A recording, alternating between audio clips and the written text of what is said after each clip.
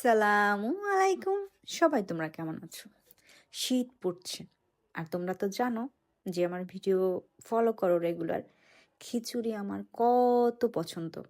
তাই মুগ ডাল দিয়ে, পোলাওর চাল দিয়ে ঘরে যেগুলো ছিল চটজলদি বসিয়ে দিয়েছি ঝুরা খিচুড়ি করার জন্য। একদম দেখো খুব সুন্দর খিচুড়ি হয়েছে। মজাও হয়েছে অনেক খেতে। অনেক টেস্টি ছিল। আর ঠান্ডার মধ্যে তো খিচুড়ি সেই অনেক টেস্টি হয়েছে। দুপুরে মাংস রান্না হয়েছিল, সেটাকে আমি সুন্দর করে একটু গরম করে নিয়েছি। দেন খিচুড়ি দিয়ে খেতে বসেছি। সেই লেভেলের লাগছে খাইতে।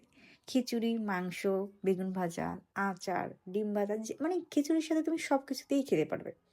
এই যে দেখো, একদম শসা, পেঁয়াজ, টমেটো, আচার, গরম গরম খিচুড়ি আর মাংস গরম করা, একদম সেই লেভেলের ছিল। আমার তো একদম মন প্রাণ ভরে গেছে। তোমাদের কার কেমন লাগে খিচুড়ি খেতে জানি না।